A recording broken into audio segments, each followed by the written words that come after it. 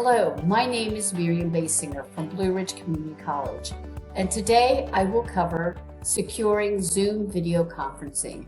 This video is covering only the VCCS guidelines for the minimum controls that must be implemented when using Zoom to ensure the confidentiality, integrity, and privacy of communication services used to facilitate meetings, conferences, classroom lectures, training, or instruction. Zoom video conferencing is a preferred solution used to facilitate communications between VCCS faculty, staff, and students. The following security settings should be configured as indicated when setting up a Zoom meeting to ensure the security and safety for all participants.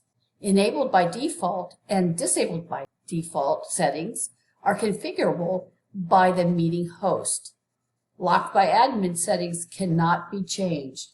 Make sure you have the most recent updated version of Zoom. Use authorized VCCS Zoom accounts to schedule and host meetings. To do this, you're going to go to your VCCS single sign-in portal page. Once you have signed in to My VCCS, you're going to click on the Zoom tile. To configure our account, we're going to click on Settings. On the far left, we're going to scroll down and click on Settings again.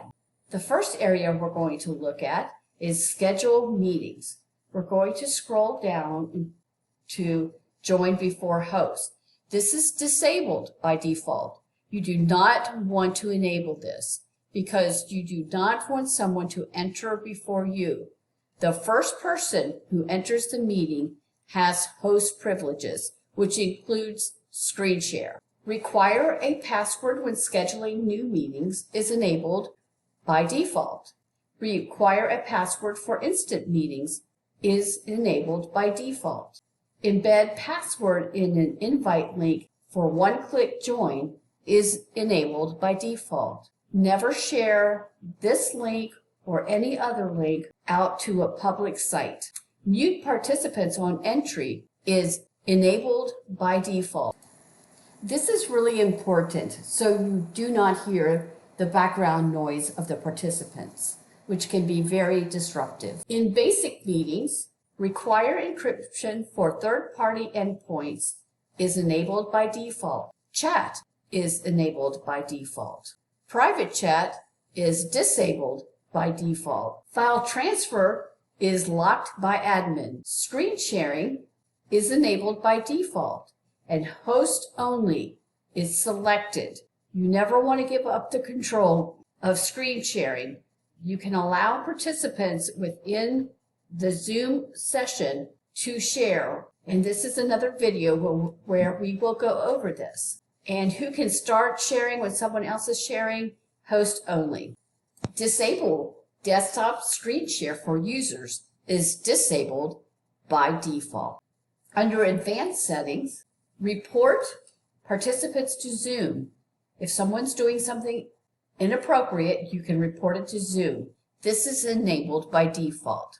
Far end camera control is disabled by default. You don't want to allow someone else to control your camera. Identify guest participants in a meeting is enabled by default. The waiting room is enabled by default. This allows you to have private conversations with students without FERPA violations.